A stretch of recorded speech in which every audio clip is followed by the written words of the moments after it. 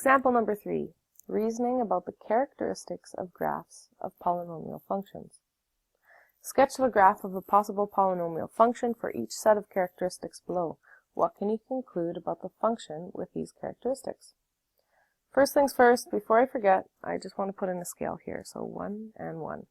Just identifying that each one of these squares is 1. We always have to identify what our scale is.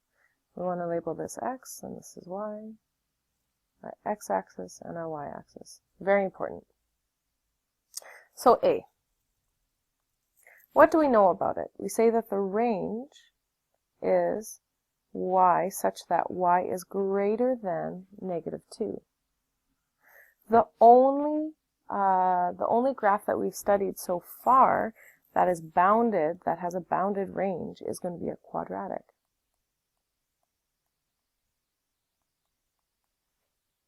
And we know that it has a y-intercept of 4.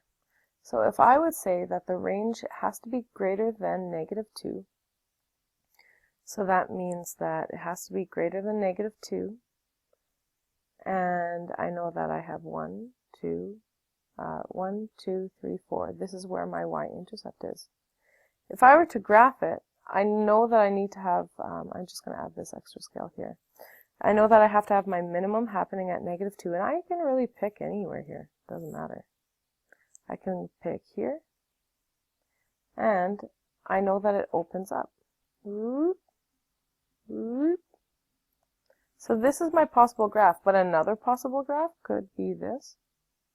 As long as it has a minimum at -2 and goes through +4, we can do this. So this is another possible one. I'm just going to change the color. Like, oh, like this, like that. Now, this is a little bit of a, yeah, it has to be a little bit more curved. It's not a V shape. It has to have a little bit of a curve. We can also say from this, since it opens up,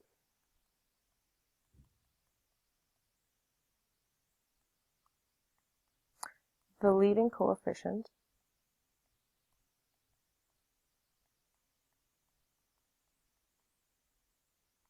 is positive. Another way of saying that is, we know since it goes from quadrant 2 to quadrant 1, the end behavior goes from quadrant 2 to quadrant 1, we know that the coefficient is possible. Is positive. Of course it's possible. Okay, so let's move on to B. With this one, we know that the range is y is an element of the real, so it cannot be a quadratic. So there are two options here. We can either have it, it can't be a constant function, but we know that it can be a line, or it can be linear, or it can be cubic. But here's the ticket. There are turning points, one in quadrant 3 and another in quadrant 1. So what we know is the only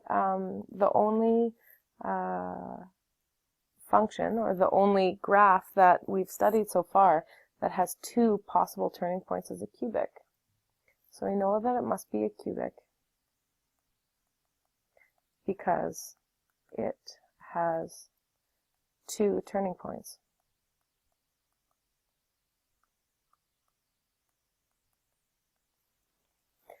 So if I were to graph this thing, we know that we have one turning point in quadrant 3 and one in 1. So we have a turning point. I'm just going to pick it anywhere. It can be right here. I mean, it could be here, it could be here, as long as it's in quadrant 3. And we have another turning point in quadrant 1.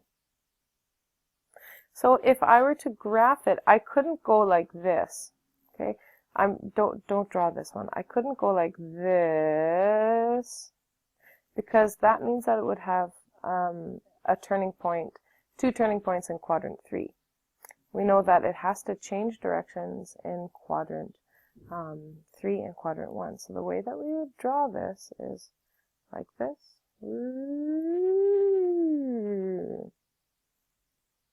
We always have to draw our arrowheads there. So, actually, I'm going to change my turning point here. Oh! Like this. There we go. That's much better. What we can also say is, we can also talk about the leading coefficient.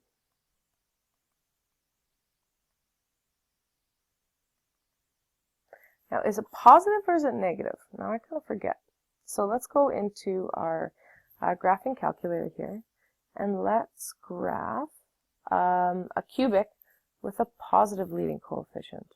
So I'm going to say x to the power of 3.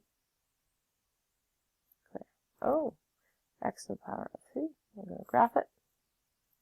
So we know if the leading coefficient is positive, it goes from quadrant 3 to quadrant 1.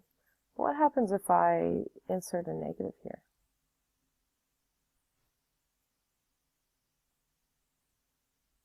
My end behavior goes from quadrant 2 to quadrant 4. So, using our powers of deduction, we're going to say that the leading coefficient is negative.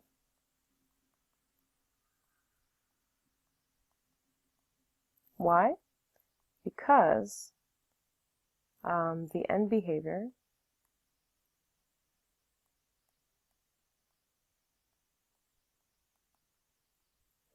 is, I'm Canadian here, OUR is, it goes from quadrant 2 to quadrant 4.